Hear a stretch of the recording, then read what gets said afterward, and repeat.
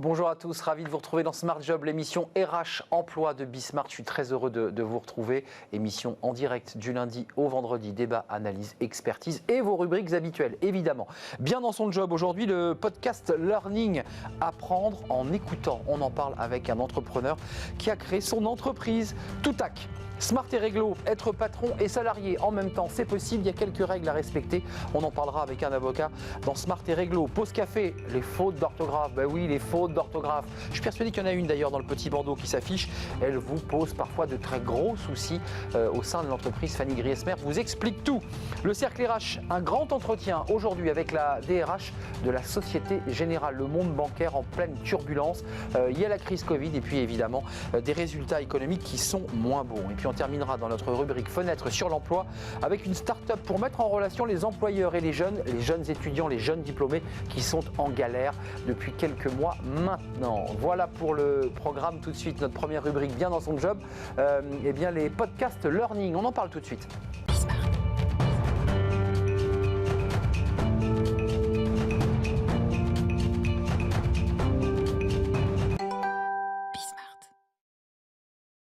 Bien dans son job et aussi bien dans son écoute. C'est intéressant parce qu'aujourd'hui, vous le savez, vous êtes beaucoup en télétravail, beaucoup à la maison, moins de présentiel et les podcasts prennent de plus en plus de place dans vos vies. D'ailleurs, d'une manière générale, les podcasts ont pris de plus en plus de place dans nos vies. On en parle avec Pierre Denis, le CEO de Toutac. Le CEO, c'est le créateur, le fondateur de l'entreprise, créé en 2019. Oui. Alors, vous avez un profil d'entrepreneur, il faut le préciser, parce que vous créez des entreprises, vous aimez les aventures. Oui.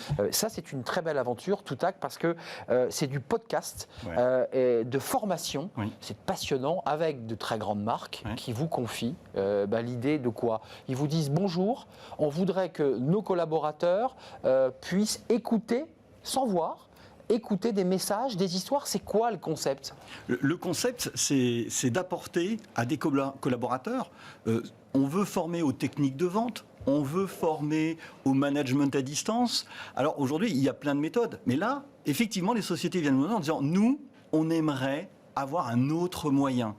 Un peu sortir des écrans, sortir de la vidéo, et nous, on vient les voir en leur disant, voilà, on va vous créer 5, 10, 20 épisodes de 4 minutes. Pas des épisodes, comme un scénariste. Mais c'est exactement ça. On va écrire des histoires et les collaborateurs vont se projeter dans l'histoire, parce que ça, c'est le miracle du son. Vous n'avez pas d'image, mais vous construisez votre image mentale. Et on développe son imagination, de fait. On développe son imagination, on se concentre. On se concentre sur la voix.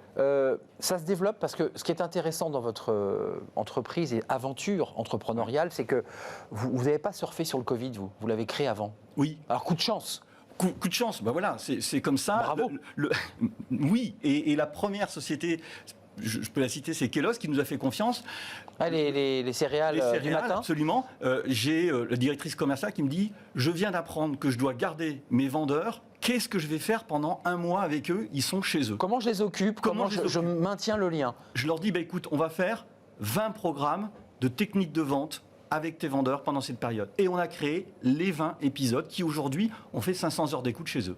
Donc ça veut dire que vous avez des professionnels, il faut le dire, des comédiens, des voix, des gens qui écrivent les textes, de fait, et puis qui se mettent en studio. C'est chez vous? C'est vous qui avez intégré, je dirais, l'ensemble de votre ingénierie? On travaille avec des experts, c'est-à-dire qu'il faut vraiment des scénaristes.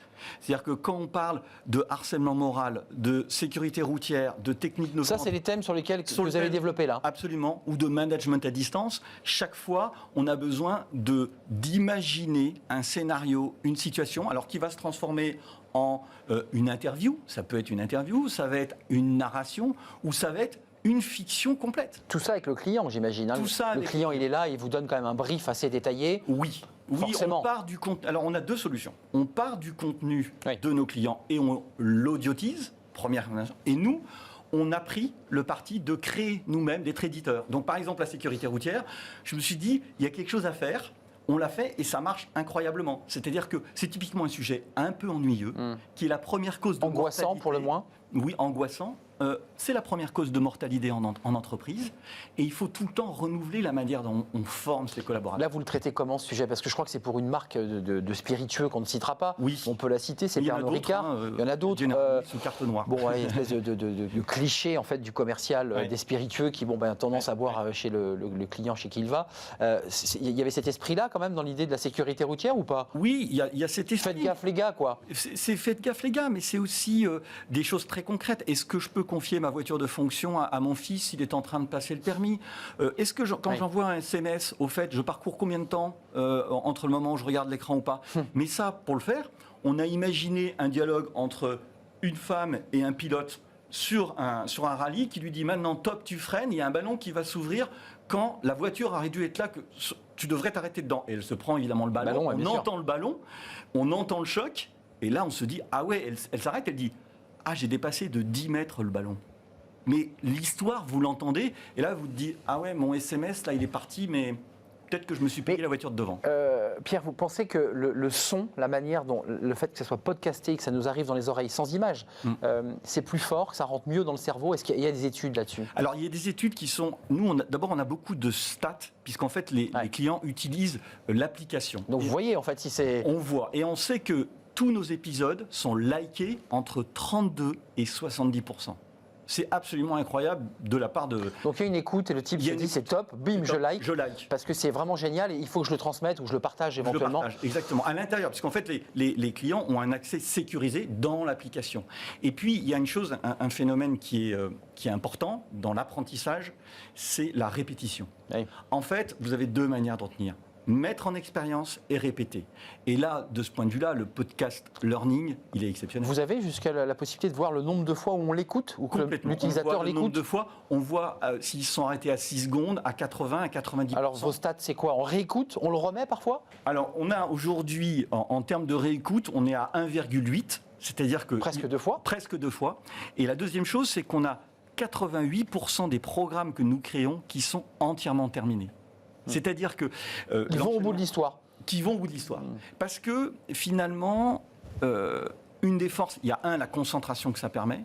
2, c'est l'agilité. C'est-à-dire que vous l'utilisez n'importe où, à n'importe quel moment. Oui, métro, voiture, on se déplace dans la rue, on le met. On le met. Voilà. Oui, c'est toute la souplesse d'ailleurs qui marche très bien en radio généraliste. Des podcasts, on voit que ça cartonne parce que les gens veulent faire leur programme et le construire comme ils veulent, sans être imposés à un horaire précis. Ce qui est intéressant, c'est que vous avez créé en fait un tuyau, le podcast. Vous avez créé un outil. Mais là, vous vous êtes dit, tiens, on va quand même mettre du contenu nous-mêmes. Oui. Et vous vous faites plaisir en plus. Oui. Alors, c'est pas forcément pour des clients, encore que. Mais vous y faites des interviews un peu longues sur racontez-moi un peu votre vie. Alors j'ai vu qu'il y avait le patron de la CFDT, Laurent Berger, qu'il y avait la présidente de la FNSEA et plein d'autres personnages. Ça, c'est vous qui vous êtes dit, on va mettre du contenu maintenant puisqu'on a le tuyau. C'est exactement ça. Et vous savez, la base, c'est se faire plaisir dans son métier. Dans la vie aussi, peut-être. Dans la vie, c'est possible. Alors, j'aime ce que je fais, l'équipe adore ce qu'elle fait.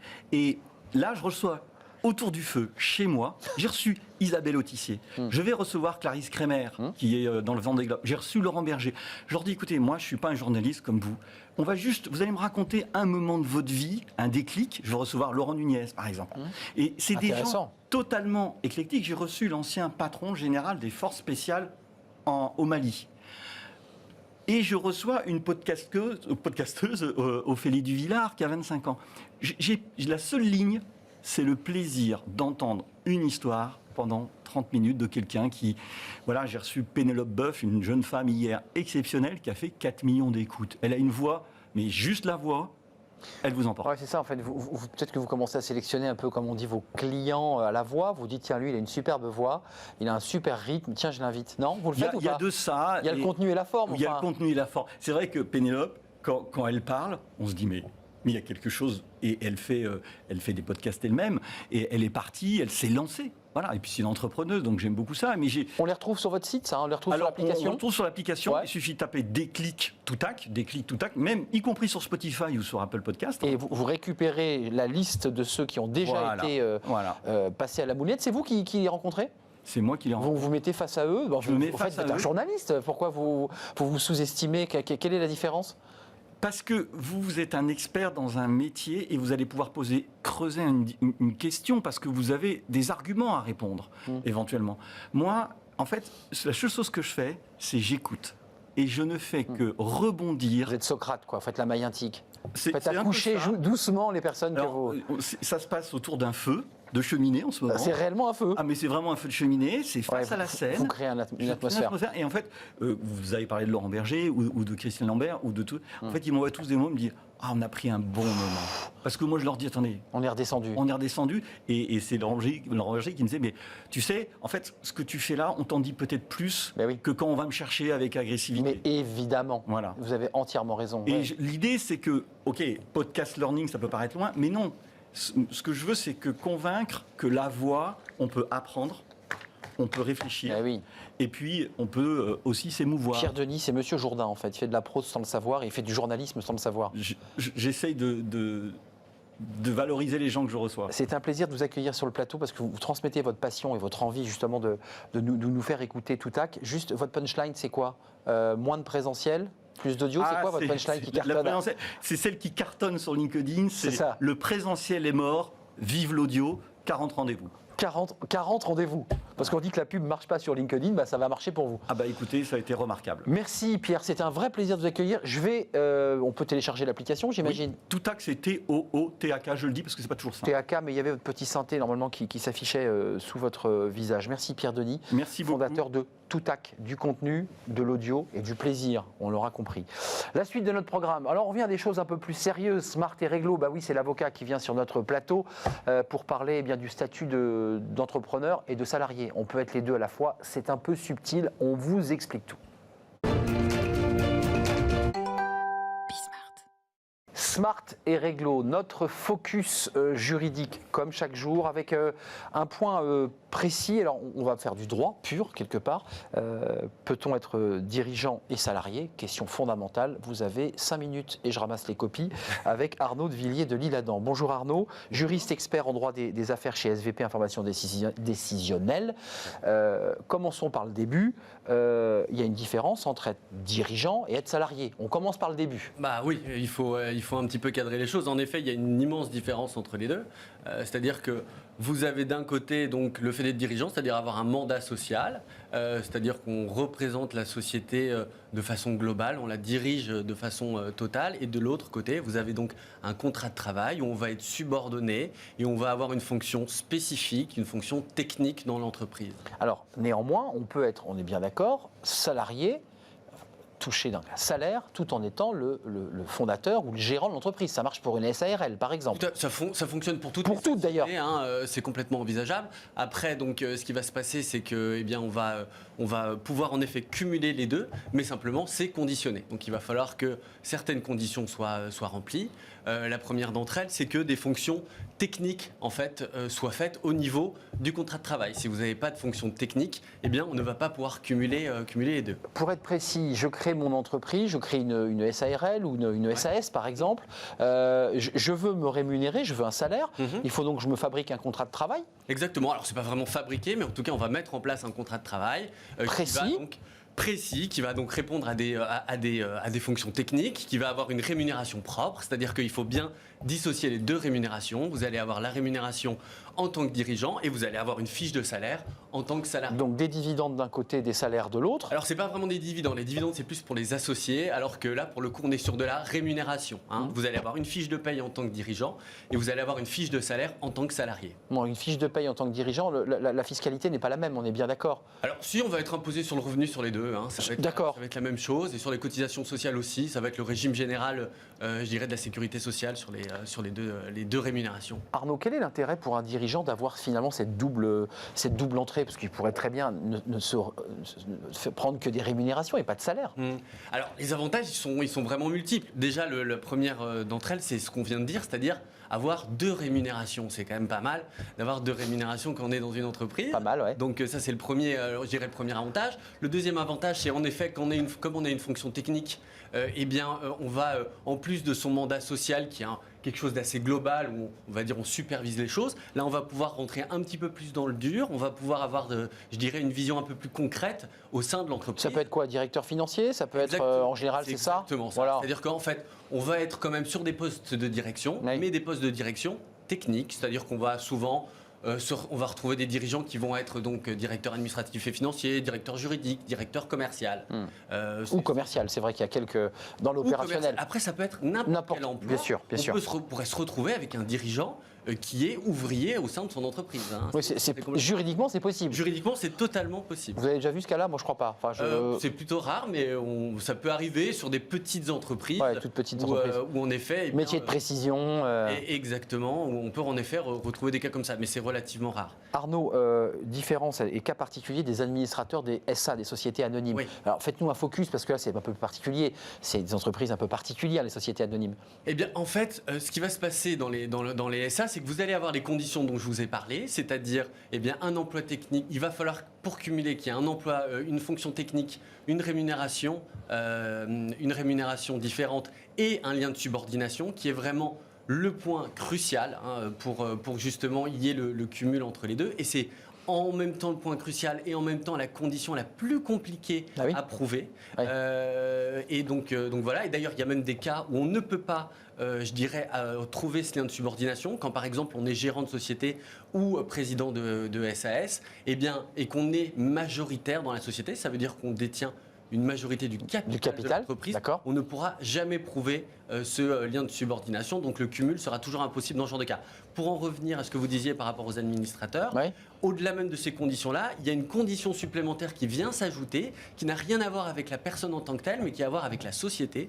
C'est-à-dire que dans les SA, vous allez pouvoir cumuler votre mandat d'administrateur avec un emploi salarié en fonction de la taille de l'entreprise. C'est-à-dire que si vous êtes dans une PME, c'est-à-dire une entreprise qui ne dépasse pas certains seuils, vous aurez le droit de cumuler. En revanche, dans les SA d'une certaine taille qui ne correspondent pas aux critères de la PME, vous ne pourrez jamais cumuler un mandat d'administrateur et un emploi de salarié. Et un emploi de salarié. Donc ça ne sera pas possible. De toute façon, impossible. Pourquoi? Parce que le jeton de présence est différent, parce qu'on est rémunéré d'un côté assez copieusement quand on est sur des grosses sociétés, qu'on est administrateur? Oui, ça peut être une des raisons, mais on va dire qu'on a décidé pour les grosses entreprises de toute façon. C'est une règle, hein. C'est une règle. C'est une règle, et même, je dirais, aujourd'hui, on veut de moins en moins dans les grandes entreprises de conflits, de possibilités de conflits, et notamment dans les sociétés cotées, il y a même carrément des recommandations de la part de l'AMF notamment, qui ne veut pas trop qu'on cumule les emplois salariés et les mandats sociaux. Oui, peut-être probablement pour des petites questions de conflit d'intérêts, de difficultés à la fois de dépendre d'une entreprise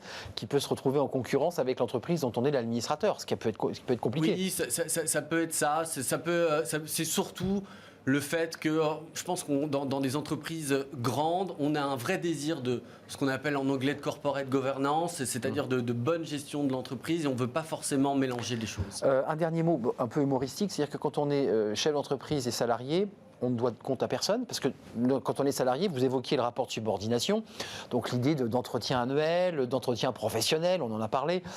Lui, en fait, il est salarié, mais il dépend de personne, c'est le maître à bord. Alors c'est justement le lien de subordination dont je vous ai parlé tout à l'heure. Mais justement. C'est-à-dire que, il va falloir prouver ce lien de subordination, ce qui n'est pas forcément évident, c'est-à-dire mais il n'a personne au-dessus. Il peut avoir des gens au-dessus parce qu'il va y avoir souvent plusieurs dirigeants au sein de l'entreprise, il peut y avoir des organes sociaux de contrôle au sein de la société. Et donc là, il peut avoir des comptes à rendre. Exactement, et donc là, on retrouve ce lien de subordination qui va permettre justement ce cumul-là. Et juste avant de nous quitter, Arnaud, une question un peu stratégique. Ce chef d'entreprise qui est salarié emmène l'entreprise dans le mur. Les salariés lui reprochent, veulent le faire tomber. Comment ça marche là, dans ce cas-là? Parce qu'on a des preuves que ce chef d'entreprise, qui est en même temps salarié, n'a pas fait les bons choix.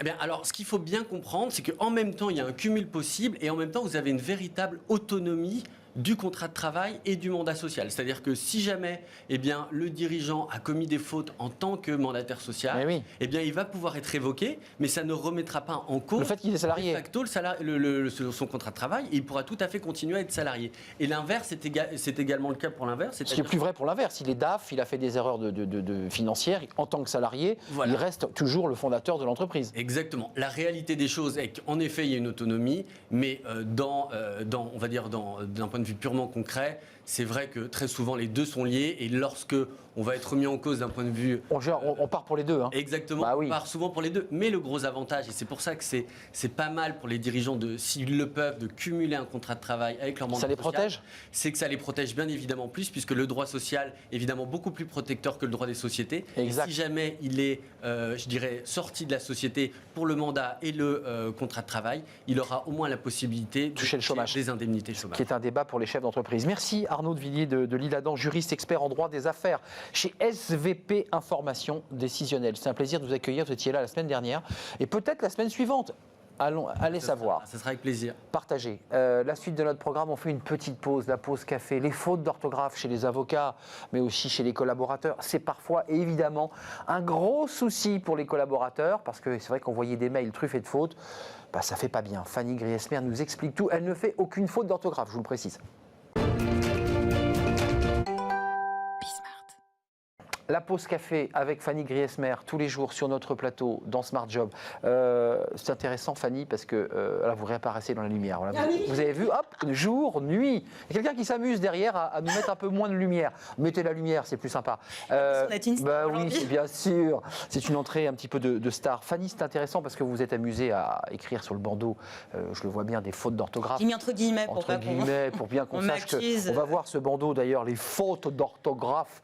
C'est quand même un gros sujet, quand même, ces fautes d'orthographe. On l'entend sur ce plateau de collaborateurs, de chefs d'entreprise qui disent on reçoit des jeunes mal formés, qui font plein de fautes. C'est pas bon, quoi, pour l'image. Ah non, clairement, c'est un boulet que l'on traîne depuis l'école, hein, finalement. Et malheureusement, aujourd'hui, même si on est passé vraiment au numérique, on écrit partout, des SMS, des mails, des tweets, des commentaires en ligne. On écrit tous les jours et surtout au travail. Entraînement quotidien qui ne nous rend pas pour autant meilleurs en orthographe, bien au contraire. Et ça révèle souvent au grand jour une grande faiblesse, celle de ne maîtriser ni l'orthographe ni la grammaire. Selon un baromètre du projet Voltaire, un organisme de remise à niveau orthographique, les salariés ne maîtriseraient qu'une règle d'orthographe sur 2. Ça fait pas beaucoup. C'est-à-dire qu'on a... Vous êtes sévère hein, quand vous le dites. On a dormi la moitié de son temps à l'école, visiblement. Bon, le constat, moi, je le trouve assez effrayant. Alors, l'idée n'est pas tant de savoir comment nous en sommes arrivés là, si on dormait effectivement pendant les cours de grammaire à l'école, mais plutôt de voir les conséquences de ce désamour de la langue de Molière, des conséquences néfastes, vous l'imaginez bien, sur votre crédibilité professionnelle. La phase de recrutement, c'est important. Les DRH, en général, ça paf. Ça peut être rédhibitoire. Si vous envoyez un CV et une lettre de motivation truffée de fautes d'orthographe, on ne va pas se mentir, vos chances d'être retenu déjà et de décrocher le poste convoité se réduisent considérablement. Les DRH interrogés par OpinionWay en 2019 pour Becherel, que vous connaissez certainement bien. Célèbre. Ces DRH reconnaissent à 52% avoir déjà écarté une candidature en raison d'une mauvaise maîtrise du français à l'écrit. En somme, ça passe ou ça casse, surtout si ces fautes d'orthographe font mal aux yeux, comme on l'a vu tout à l'heure sur le bandeau. C'est un peu sévère, hein, si je peux me permettre, parce qu'on peut être un très bon collaborateur en oubliant un S, hein, quand même. En fait, c'est que finalement, les compétences passent derrière l'image que vous renvoyez. Et justement, c'est cette image qui peut vous coûter cher, parce que qu'est-ce qu'on lit derrière des fautes d'orthographe ? Eh bien, un manque de compétences, voire d'intelligence, ça va loin. Et de rigueur. Mais oui, mais aussi un manque de respect, c'est-à-dire que vous n'avez pas pris le temps de vous relire. On considère ça comme un manque de respect. Clairement, hein, dans un contexte concurrentiel, à compétences et à expérience égale, c'est l'orthographe qui l'emporte. Pourquoi tant de haine à l'égard de ceux qui font un peu l'école buissonnière de l'orthographe et de la grammaire ? Eh bien parce que ça peut avoir un impact négatif sur l'image de l'entreprise. Ah oui, bien oui. C'est ce que déclarent en tout cas 92% des recruteurs interrogés derrière l'accord du participe passé. Finalement, on évalue une compétence sociale, celle de votre capacité à finalement vous à renvoyer l'image de l'entreprise et à vous formaliser avec ses codes. Et quand vous écrivez, finalement, vous incarnez l'image de l'entreprise. Et si vous faites des fautes, eh bien, vous passez pour quelqu'un qui n'est pas sérieux. Donc, votre entreprise n'est pas sérieuse. Ça va même plus loin. Plusieurs études montrent que les fautes d'orthographe peuvent coûter cher aux entreprises. Une seule faute d'orthographe peut avoir un impact sur la réalisation d'une vente ou d'un partenariat. Un préjudice estimé à plusieurs millions d'euros chaque année. Ça, c'est vrai. Pensez, quand vous recevez un mail publicitaire, si vous voyez des fautes d'orthographe, vous pensez à quoi ? À une arnaque. vous n'allez pas cliquer dessus. Automatiquement. Sur les sites de vente en exact. ligne notamment, ça a un impact considérable, d'où l'intérêt d'avoir de bons élèves en orthographe. Oui, mais c'est important, même sur les notices, parfois on voit sur des notices traduites, il arrive qu'il y ait des fautes d'orthographe, ce qui est hallucinant, et on se dit, mais qu'est-ce qu'ils ont fait? Alors c'est des traducteurs automatiques en général. Alors, oui, mais ça demandera un petit passage. Voilà, derrière. il faut rentrer dans le logiciel, peut-être. un peu de rigueur du logiciel. En tout cas, bon, dédramatisons un tout petit peu, ouais. ou pas. Hein. Non, oui, le ou pas. m'a fait beaucoup sourire, près de 6 offres d'emploi sur 10 contiendraient plus de 3 fautes d'orthographe ou de grammaire. C'est le résultat d'une étude réalisée par l'agence d'intérim CAPA en 2019, donc c'est assez récent. Des recruteurs qui seraient finalement quasiment aussi mauvais que les candidats qui postulent. Preuve que eux, s'ils ont été recrutés, c'est qu'ils sont passés entre les mailles du filet. Bon, une sorte d'endogamie. Je ne vous proposerai pas de petit exercice aujourd'hui. Ah bon, il n'y en a pas. Ah oui. Peut-être pour vous stresser. Ah, mais il y a quand même un exercice. Mais oui, je vais passer vous sur me le grill, stressez. Arnaud. Alors, ce ne sera pas une dictée de Bernard Pivot. Hein. Alors, je promets que je n'ai pas les réponses. Pour tester vos connaissances en la non, mais matière. j'ai pas les réponses, je tiens à le dire. Alors, la première, très classique, vous allez la voir à l'écran. Veuillez adresser votre candidature de la directrice des ressources humaines. Alors, première proposition que l'on va voir s'afficher. De la directrice ou à la directrice d'ailleurs? Deux. Non, mais j'essaie de vous challenger un peu. À l'intention ou à l'attention? Alors, moi, objectivement, je l'aurais écrit à l'attention, mais à l'intention, je l'ai déjà écrit aussi, parce que j'ai l'impression que c'est aussi correct sur le plan grammatical. Eh bien, c'est à l'attention. À l'attention. C'est-à-dire que vous signalez que le document est soumis à l'examen et en l'occurrence de la directrice des ressources humaines. J'aurais pu faire la faute. Si vous écrivez à l'intention, ça va un petit peu plus loin. Ça signifie que finalement, vous faites une démarche pour qu'elle soit profitable, agréable. Bon, vous faites plutôt un gâteau à l'intention de vos enfants parce que ça leur fait plaisir. Est-ce que votre candidature va faire plaisir à la DRH? Je ne suis pas sûre. C'est pas un gâteau, en effet. Les deux suivantes sont, vous allez le voir, plutôt d'actualité. Donc la deuxième proposition, 6 juin ou 6 jointe. Les attestations dérogatoires vous permettant de venir travailler. 6 juin. Ça sera peut-être bientôt d'actualité, malheureusement. 6 juin. 6 juin, pourquoi? Parce que je l'ai toujours écrit comme ça et que c'est la règle. Donc c'est comme ça. Alors là, c'est assez vicieux. Donnez-nous la règle. Quand le 6 juin est placé en tête de phrase, il est invariable. Quand le joint est placé en tête. Il est invariable également quand il est placé avant le nom, si tant est qu'il ne soit pas précédé tout juste d'un déterminant. Pièce jointe, on l'accorde. Oui. Et oui, là, dans ce cas-là, ça fonctionne. Et puis la dernière proposition, puisque tu sais tout, et oui, va donc leur expliquer comment gérer la crise. Alors, va avec un VA. S ou sans S. VA. Eh bien oui, c'est de l'impératif. Va, verbalé, troisième groupe. Ouais, exactement. En revanche, si on écrit vas-y, il y a bien un S. Il y a un S, exactement. Avec un tiret, non? Avec un tiret. Avec un tiret, voilà. Pas un Z. Et pas un Z. Je me serais sûrement trompé sur intention, attention, qui est assez subtil. Et je pense que et rien que la prononciation elle-même est difficile. Merci Fanny. Merci. Attention aux fautes d'orthographe et attention à l'endogamie de ceux qui font des fautes, parce que même les recruteurs en font. Mais il y a des correcteurs orthographiques qui peuvent vous aiguiller. C'est du respect, nous a dit Fanny Griesmer. Voilà, c'est une pause café un petit peu, je dirais... J'ai fait la maîtresse d'école. La maîtresse d'école aujourd'hui. Demain, on se détend un peu, non, on fait notre gymnastique ou pas? Ah, je sais pas, on va voir. Voilà, c'est Fanny Griesmer qui décide. C'était la pause café. On fait justement une pause, peut-être l'occasion de prendre un petit café. Et puis on se retrouve juste après pour le grand entretien avec la DRH, directrice de la communication de la Société Générale. On parle de la banque, de sa banque, évidemment, et puis de ces turbulences du monde bancaire depuis la crise Covid de mars dernier. On fait le point. C'est dans quelques secondes. Restez avec nous.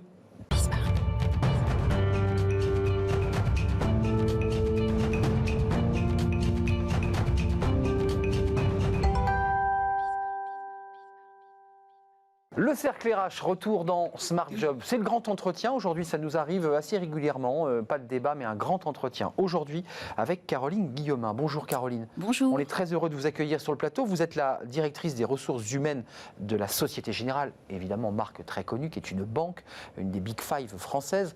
Et vous êtes en même temps la directrice de la communication. D'ailleurs, ça, c'est très intéressant d'avoir ces deux casquettes. D'ailleurs, ça sert à quoi d'avoir les deux casquettes en même temps? Tiens. Ça sert à avoir beaucoup de travail. Non.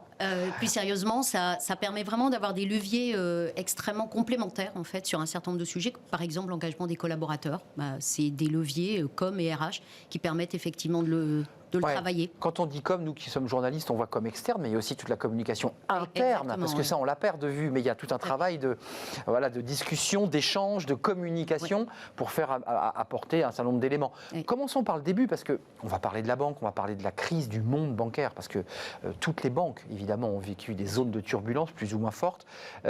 Accor, télétravail, qui est le troisième, je crois que c'est 2014, 2019 et 2020, et 2021, là, le 6 janvier. Tout à fait. C'était difficile à négocier cet accord télétravail? Vous étiez déjà un peu dans une dynamique sur cette question-là. Alors, on avait effectivement un accord qui avait été reconduit, c'est un accord de 2013 Ouais. qui avait été reconduit, qui était un accord assez traditionnel qu'on avait fait il y a quelques années. Et en fait, cet accord-là, il est vraiment le fruit des leçons de la crise Covid. Et est-ce qu'il a été difficile? Non. Il n'a pas été difficile parce que je pense que, comme toutes les entreprises, on était parti sur un mode de travail à distance. Je fais bien la différence entre ce qu'on a vécu et ce qu'on vit encore pendant la crise. Mars dernier, C'est pas du télétravail. C'est du travail à distance forcé, dégradé, contraint, comme on l'a dit. dégradé, surtout pendant le premier confinement, moins dans le deuxième, mais beaucoup dans le premier.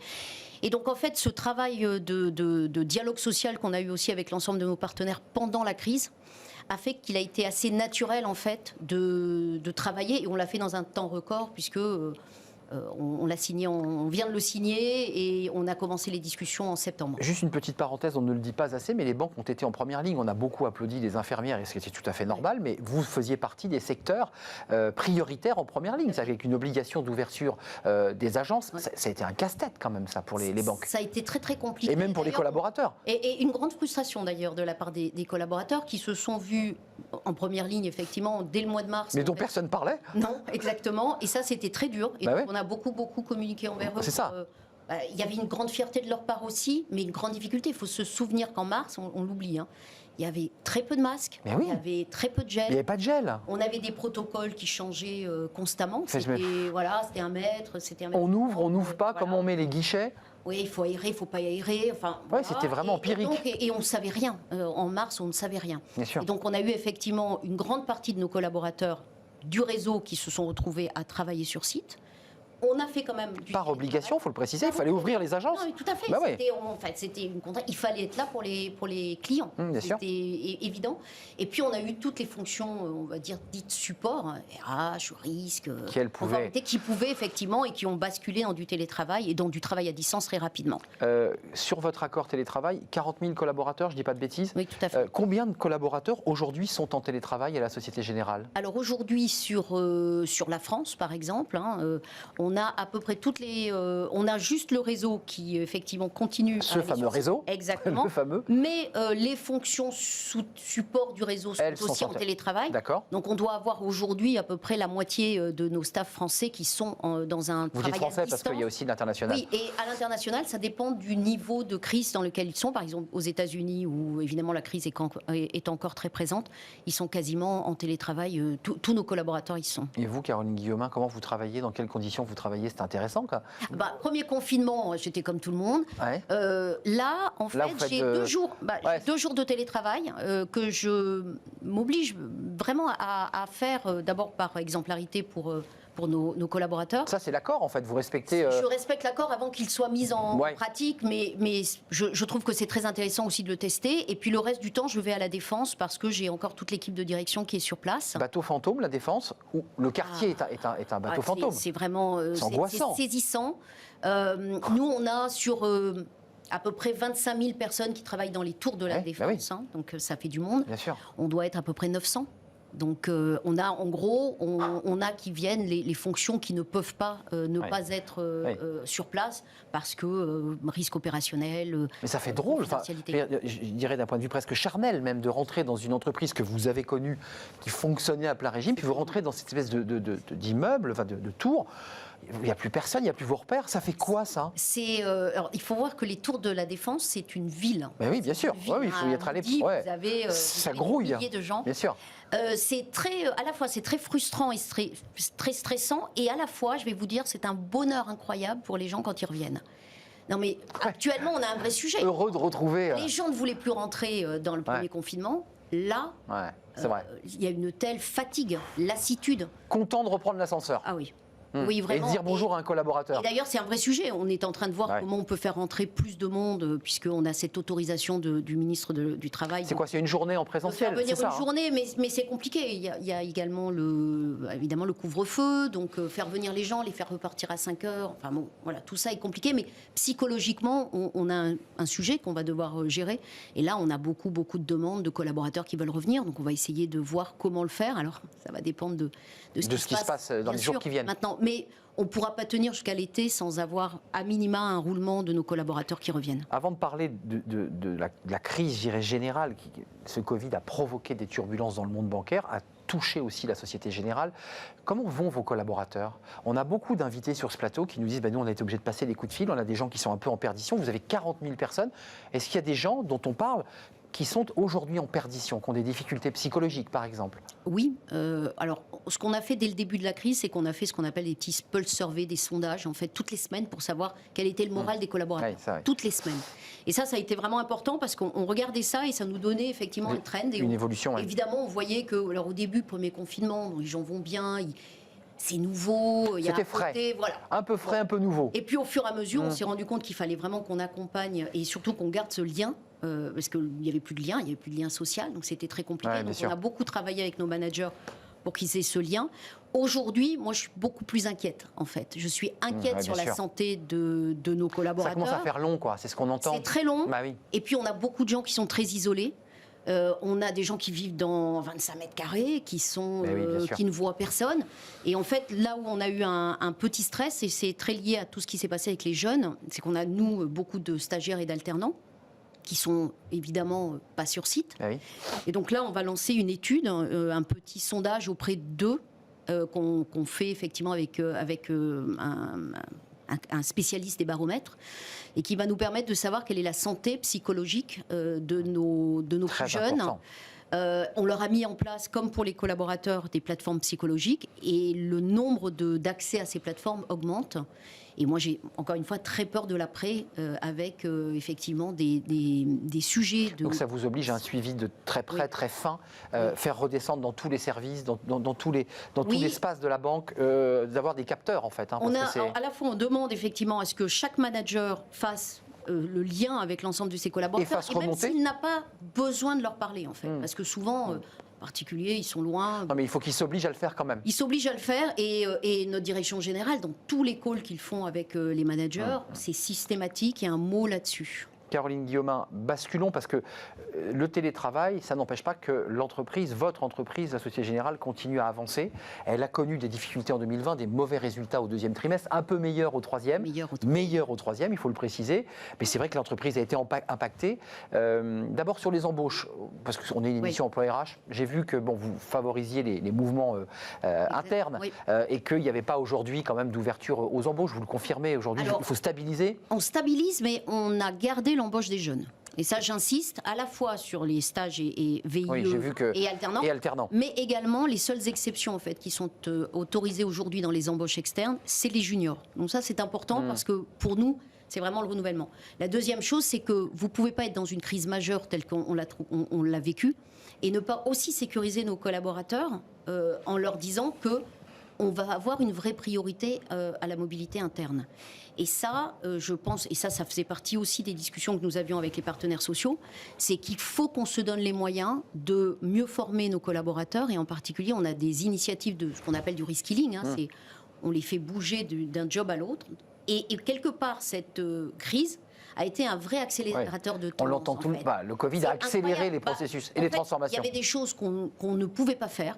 Il y avait des choses sur lesquelles même Et là, la discussion était compliquée. Et là, c'était réglé très vite. Et là, en Il y a fait, plus de sujet. tout d'un coup, on se dit, Bah oui. mobilité interne, il faut qu'on y aille, il faut On qu'on le fasse fait. du reskilling. Et les managers se sentent pas de dire, bah non, voilà. Trop tendu, ouais. Tu comprends. Mais pas le choix. On y va. Et ça, c'est quand même quelque chose. Donc pour nous, RH, c'est incroyable ce qu'on arrive à faire passer. Deux questions. La fusion avec le Crédit du Nord, qui est une banque plus petite, mais qui est une banque de réseau, qui en fait qui contient en elle-même plusieurs petites banques. C'est assez technique, mais notamment la Banque Tarno, plusieurs Exactement. marques connues. Des très belles marques. Et des marques régionales. régionales, absolument.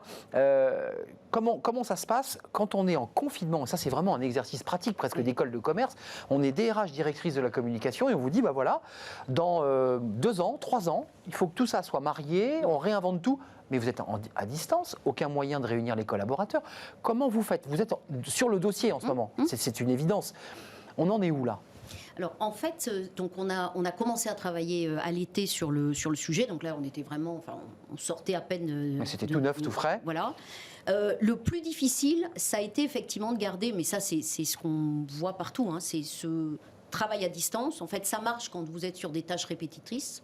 Oui, et dès que vous êtes sur un peu de créativité, bah oui. un peu d'innovation, un peu de brainstorming, là c'est vraiment une galère. Donc on s'est débrouillé comme tout le monde. Oui, vous avez ouvert vos écrans. On a fait on a d'abord mis en place des nouveaux outils qu'on n'avait pas il y a 1 an. Lesquels, par exemple à l'époque, on avait du Skype. Ouais. Bon, Après, il y a bien, Teams, en fait, il y a Zoom. Ouais. On a du Teams, on a du Zoom. Évidemment, Zoom pour des choses beaucoup moins confidentielles.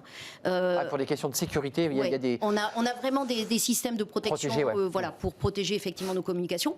Mais tous ces systèmes-là nous ont permis effectivement d'être beaucoup plus dans la collaboration. Donc là, on a... Donc vous avez réussi à avancer? Ah oui, vraiment. Et puis ensuite, on avait la capacité de venir sur site. Donc à certains moments, on avait des moments dans lesquels on faisait venir une équipe, l'équipe de la marque par exemple, pour travailler c'est la grande question. vraiment, pour travailler vraiment sur l'ensemble de ces sujets, et en particulier avec des agences créatrices en face. Qui font des propositions... On les mettait, et on avait l'autorisation, on a pu effectivement gérer des réunions. Quand même. On va gommer doucement la marque Crédit du Nord bleu et noir, parce qu'on la voit, cette marque, elle est identifiée, pour la noyer dans une marque... on ne sait pas. C'est une question, ça. C'est une vraie question, et en fait, on fait ça de façon très méthodique. D'abord, parce qu'il y a un côté très émotionnel. Bah oui. Dès que vous parlez marque, Bah oui. vous êtes dans l'émotion à outrance. C'est ma marque, c'est Société Générale. C'est notre histoire. C'est Crédit du Nord, c'est mon histoire, c'est mon ADN. C'est aussi mes clients qui sont attachés. Il y a BPCE, enfin je précise qu'il y a eu ce mariage. Mais on le voit, quand on travaille sur une fusion telle que celle-là, c'est multidimensionnel. D'ailleurs, ça a été un travail de titan pour effectivement faire toute l'étude qui nous a mené à la décision de faire la fusion. Sur l'aspect marque, on fait des études actuellement pour essayer de comprendre quelle est la valeur de chaque marque. Mais la valeur, parce que Crédit du Nord, je rappelle, c'est plein de marques. C'est 10 marques régionales différentes, très ancrées dans leur territoire. Et ce qu'on a dit sur la fusion, et ça c'est important de le comprendre, c'est que on veut garder cet ancrage territorial. On n'est pas en train de faire je gomme CDN et je mets du Société Générale. C'est beaucoup plus subtil que ça. Avec une redondance, ça vous le confirmez ou pas, une redondance d'agence, s'il y a une agence Crédit du Nord à côté d'une agence Société Générale, comment on fait? On en fait une? Il y aura évidemment, mais à la différence de ce qu'on peut croire, c'est que comme on veut garder cet ancrage territorial très fort, en fait, par exemple pour les clients, vous aurez une couverture territoriale qui sera plus importante après que celle que vous avez connue, Société Générale. D'accord. Donc, on va garder l'ancrage partout, mais évidemment, si vous avez dans la même rue 2 agences, évidemment qu'on va, et c'est ce qu'on fait déjà aujourd'hui. Aujourd'hui, vous avez une rationalisation des agences. Quand on fusionne, certains disent quand on absorbe, il y a des résistances. La résistance de la marque, évidemment, absorbée. On le voit aujourd'hui entre Veolia et Suez. On a reçu la DRH de Suez qui s'accroche, qui se bat. Elle ne lâche rien et tant mieux, je dirais. Il y a des résistances côté Crédit du Nord qui vous disent attendez, on ne va pas se laisser absorber comme ça. On a une histoire. Mais on est dans le même groupe depuis 15 ans. Donc c'est différent. Entre 2 marques qui sont totalement opposées. Alors, c'est vrai qu'on a laissé Crédit du Nord, comme Boursorama d'ailleurs, qui est une magnifique marque, mais qui vit sa vie de marque, qui vit sa vie d'entreprise. Là, on est quand même dans le même groupe. Donc les résistances sont moins fortes. C'est-à-dire que vous avez des gens qui étaient à la Société Générale, qui sont maintenant au Crédit du Nord, qui connaissent la Société Générale, donc qui sont une histoire commune. Néanmoins, bien sûr que c'est compliqué. Et tout le travail qu'on a à faire maintenant, c'est de rassurer les collaborateurs. Les pertes d'emploi, parce qu'il y a une angoisse, évidemment. Et donc, on parle beaucoup, on travaille beaucoup avec eux. On a aussi un dialogue social qui est nourri. Mais on travaille beaucoup avec les collaborateurs. Dernièrement, on a mis 600 collaborateurs dans des groupes de travail pour créer justement cette dynamique de marque, de communication, c'est quoi Et les d'engagement, territoires si je peux demain, me permettre. C'est de l'engagement. Complètement. C'est de leur dire, voilà, vous êtes associés avec nous dans ce Exactement. processus et on ne vous oublie pas. Un débat un peu plus philosophique, mais qui est très lié d'ailleurs à la fusion avec le Crédit du Nord, qui est une aventure qui va durer sur 4 ans, si j'ai bien compris. Début 2023, on espère que ça sera C'est ça, terminé. donc c'est quand même un fin très long 2022, processus. début 2023. C'est très long. C'est très long. D'ailleurs, avec une question très pratique, parce que je suis sûr que vous n'avez pas la réponse, mais les clients se disent, mais est-ce que je perds mon numéro de compte? Est-ce qu'on me redonne un nouveau numéro de compte? Est-ce que je garde tout ça?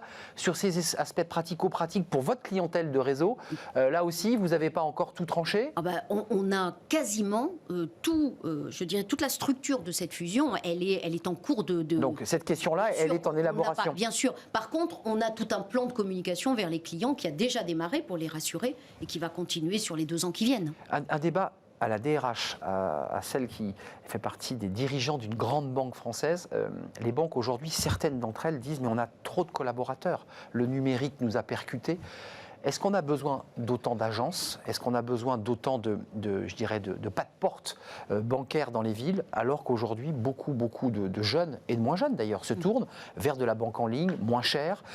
Est-ce que cette réflexion-là, vous la menez? Est-ce qu'elle est intégrée d'ailleurs à la réflexion que vous menez avec le Crédit du Nord? Mais bien sûr qu'on l'amène et bien sûr que c'est ce qui nous empêche de dormir aussi. C'est une angoisse. Hein. Tous les DRH, enfin je ne connais pas de DRH qui n'ont pas, et même de dirigeants, qui n'ont pas effectivement cette projection de l'emploi. Mais en fait, d'abord, la digitalisation des banques, en tout cas, moi je peux parler que pour la Société Générale, elle a démarré il y a 10 ans. Donc, vous étiez en avance d'ailleurs, c'est une banque qui était en avance. Très en avance. C'est vrai. On reste en avance. C'est vrai. Mais peut-être aussi parce qu'on a fait venir, et moi je faisais partie des gens qui sont arrivés des télécoms, donc je n'étais pas dans le secteur bancaire. Alcatel, non, c'est Alcatel et SFR, voilà. C'est ça, oui. J'avais pas fait tout votre CV pour pas... Non, mais en fait, c'était intéressant de venir d'un monde où la digitalisation était évidemment au cœur de notre... Voilà, et d'arriver dans un monde qui ne l'était pas du tout. Et en fait, la force de la Société Générale, et je pense aujourd'hui des banques françaises, ça a été de prendre ce tournant suffisamment en avance. Ce qui fait qu'aujourd'hui, d'abord, on a pu accompagner effectivement les fermetures d'agences. Il y en a eu. Mais il y a eu 600 salariés, c'est ça qui ont été... oui, on a eu effectivement un plan de restructuration sur 2020, sur 600 2020.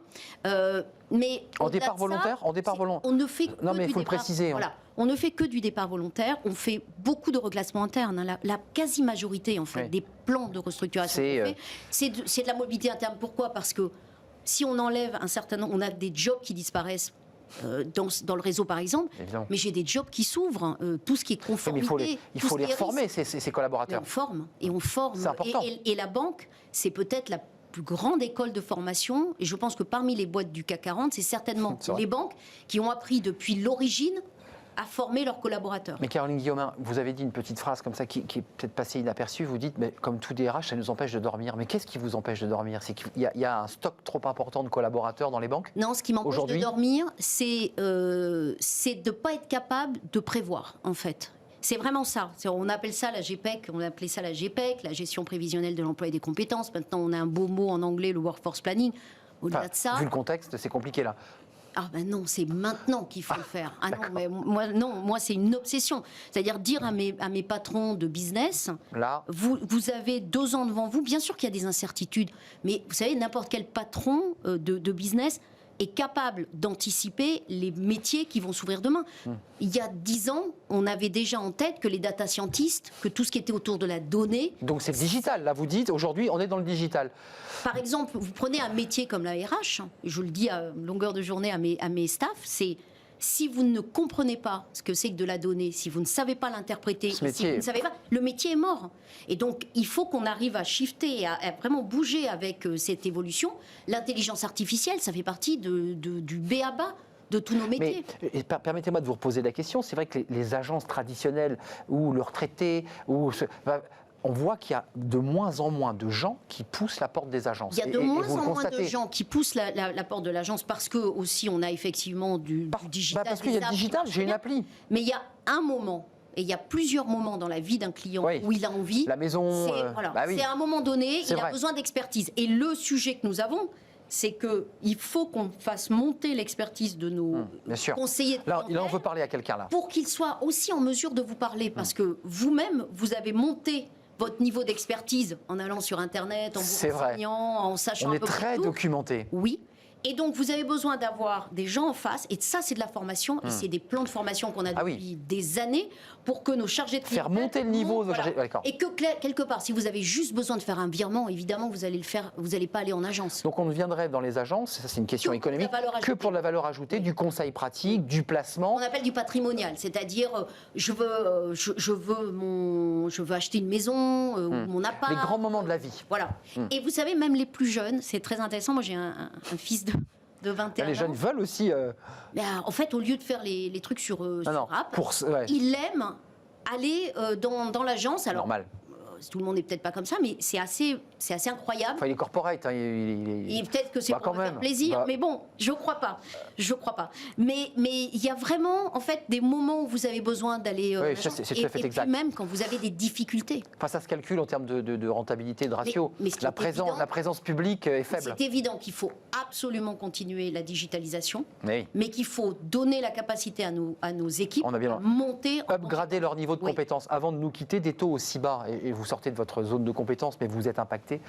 On tient comme ça longtemps, les banques tiennent comme ça longtemps, des prêts, des emprunts négatifs qui ne rapportent rien. C'est évidemment très compliqué, mais je pense que les banques ont montré qu'elles étaient capables évidemment de trouver des revenus ailleurs. D'ailleurs, on a aussi, nous, mis en place des nouveaux business. Et là, on revient sur la créativité, sur la capacité, effectivement, à aller chercher... L'agilité, Et ça, c'est tout le travail qu'on fait actuellement. Moi, je voudrais juste redire qu'il ne faut pas oublier que les banques, et d'ailleurs, pour l'image des banques, ça a été quelque chose de très positif, la crise, parce qu'on a été au rendez-vous. Et je pense que ça, c'est en aussi première ligne. De fierté pour nos collaborateurs. On l'a pas assez dit. Et là, dans la crise, je vous assure qu'ils ont besoin d'avoir un tout petit peu d'éléments de fierté. Oui, il faut leur rendre hommage, parce que les agences étaient ouvertes, c'était pas simple, il y avait de l'angoisse, il y avait de l'inquiétude. Comme tous ces métiers qui ont été sur place, et je pense que ça a été formidable pour la France. Les métiers en première ligne. C'était un plaisir de vous accueillir sur le plateau de Smart Job. Caroline Guillaumin, je rappelle, DRH et directrice de la communication externe-interne, c'est intéressant. Voilà, on parle directement aux collaborateurs, ils sont 40 000, groupe Société Générale. Merci beaucoup, c'est bientôt fini. Ces fenêtres sur l'emploi, on va partir à la rencontre d'une start-up qui justement met en relation les entreprises et les jeunes qui sont évidemment étudiants ou diplômés un peu dans la galère. Ces fenêtres sur l'emploi. Fenêtre sur l'emploi vous est présenté par Le Bon Coin, le bon partenaire de vos recrutements.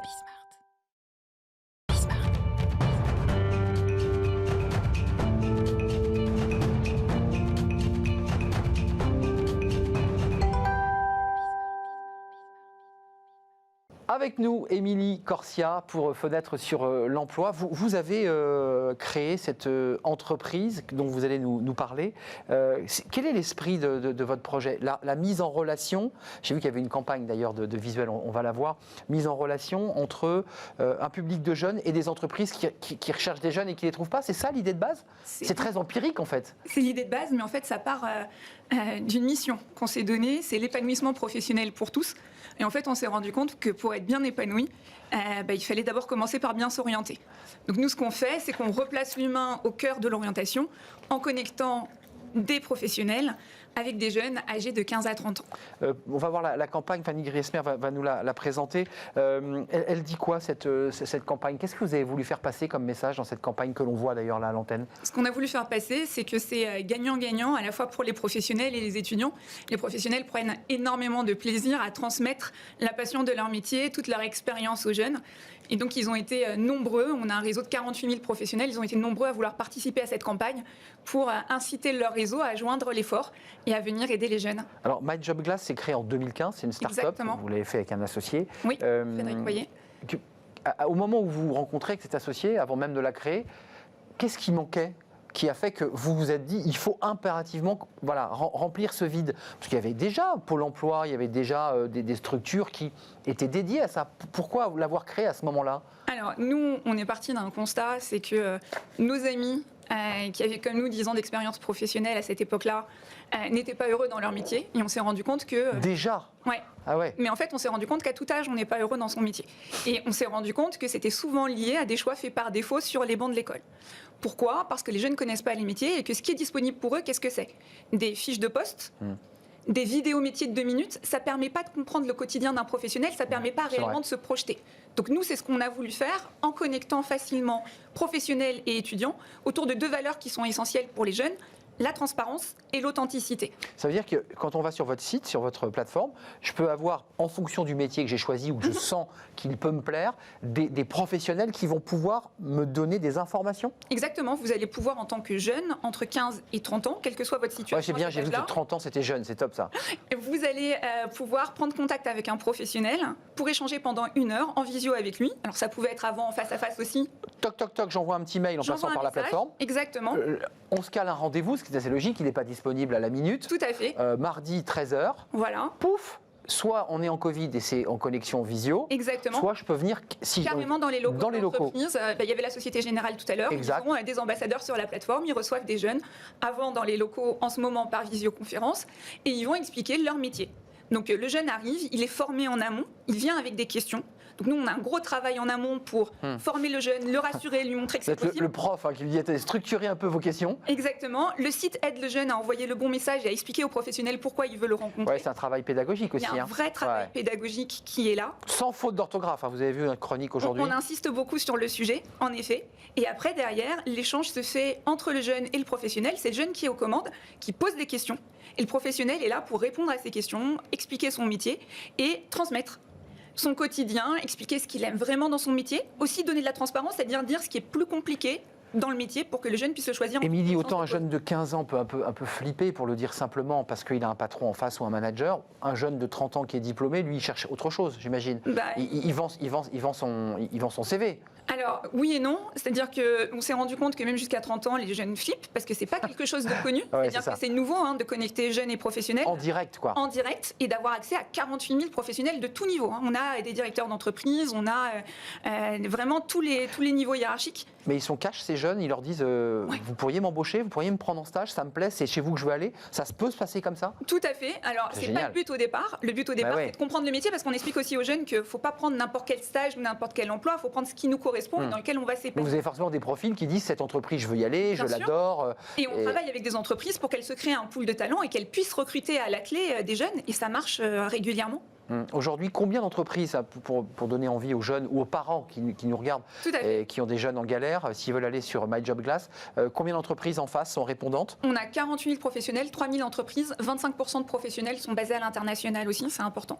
D'accord. Et donc votre boulot, il est double, on l'a bien compris, c'est de prendre par la main ce jeune de 15 à 30 ans pour qu'il soit le meilleur possible. Et puis de l'autre côté, il faut que vous ayez recruté les entreprises. Comment vous faites sur ce volet-là avant de nous quitter? Alors il y a deux choses. Elles viennent elles-mêmes? La campagne en direct, qui nous aide beaucoup.